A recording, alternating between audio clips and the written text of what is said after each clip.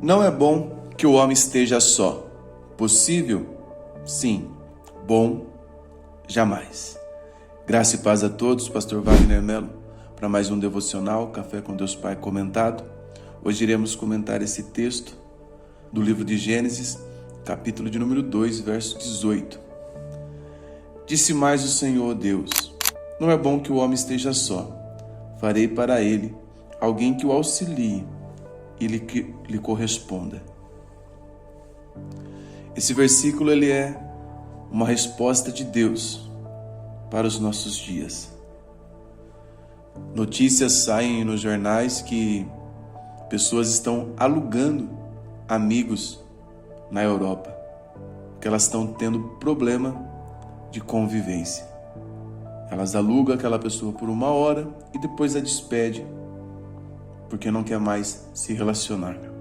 Quando ela se sente carente, aluga outra pessoa e assim sucessivamente. O que acontece é que o homem não foi feito, o homem, a mulher, o ser humano, não foi feito para viver isolado. No meio de um mundo perfeito, que era o Jardim do Éden, Deus identificou algo que não era bom: a solidão do homem. Havia companheiro e companheira para todos os animais do campo, mas o homem estava só.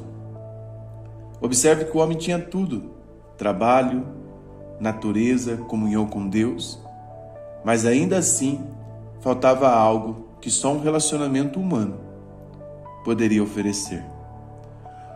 Então observe que o primeiro não é bom da Bíblia não foi sobre o pecado, mas sobre solidão.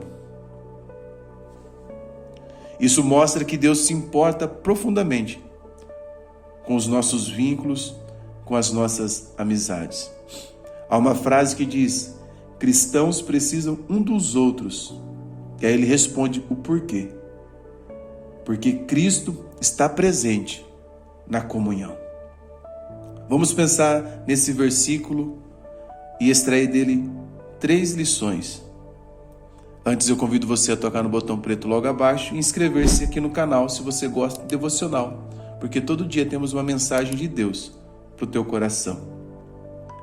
Primeira lição: não é bom que estejamos só. Deus criou o ser humano com necessidades de relacionamento. Eclesiastes capítulo 4, nos versos 9 diz: melhor é serem 2 do que 1, porque se caírem, o companheiro o levantará.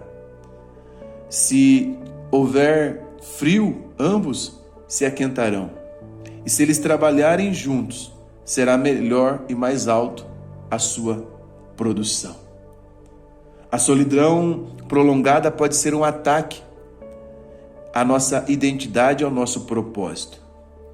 Provérbios capítulo 18, verso 1 diz que o solitário busca o seu próprio interesse e se insurge contra a verdadeira sabedoria.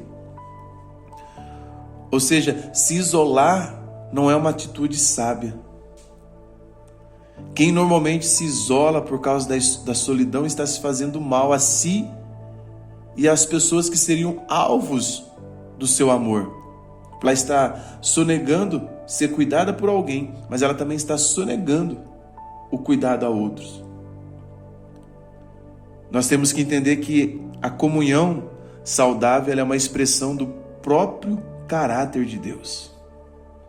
Nós precisamos nos relacionar. Nós vivemos uma febre hoje de pessoas que têm a sua máxima: eu prefiro o meu pet, eu prefiro o meu cachorro.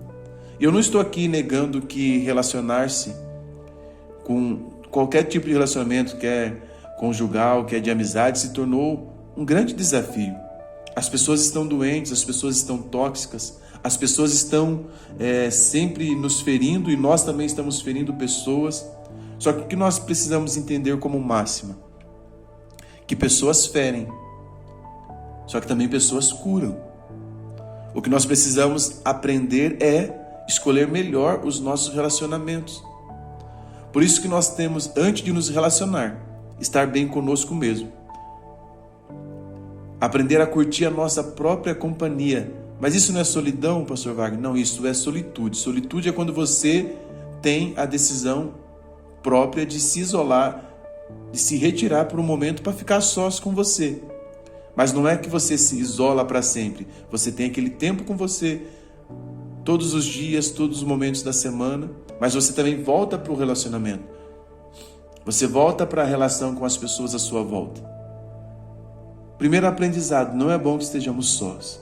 Qual é o segundo? Deus sempre vai proporcionar alguém que nos auxilie e que nos corresponda.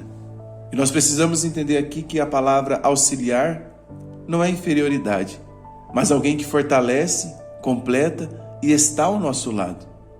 Deus não fez uma cópia do homem, mas alguém que correspondesse, diferente, mas compatível. Aí nós vamos para Provérbios 27, 17, que diz: assim como o ferro afia o ferro, o homem afia o seu companheiro. Os relacionamentos nos aperfeiçoam, os relacionamentos nos amadurecem.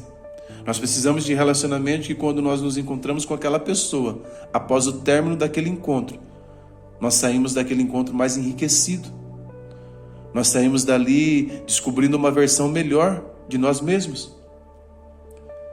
Martin Henry disse que Deus não tirou a mulher da cabeça do homem para que ela o dominasse, nem de seus pés para que ela fosse pisada, mas do lado, para ser igual, debaixo do braço, para ser protegida, perto do coração, para ser amada. As pessoas precisam ser acolhidas por nós. As pessoas precisam ser amadas. As pessoas precisam ser respeitadas. Nos relacionamentos, Deus quer ver parceria, crescimento mútuo e propósito compartilhado. Há uma terceira lição que podemos aprender aqui nesse versículo. Relacionamentos são parte do nosso chamado como cristão. Sim, relacionar-se bem é parte do nosso testemunho.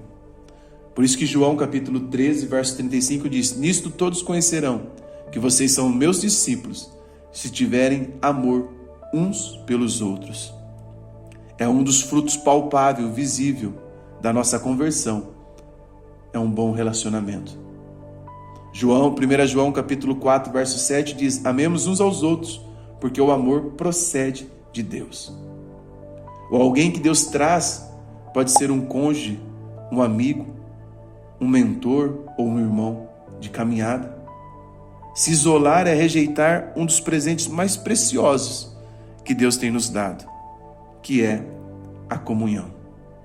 John Stott vai dizer que nada é mais contrário ao cristianismo do que o isolamento. Compartilhe ele para 3 pessoas. E se você está vivendo um tempo difícil, assiste esse vídeo aqui onde nós falamos sobre a solidão do profeta Elias. Com certeza Deus vai ministrar o seu coração. Forte abraço.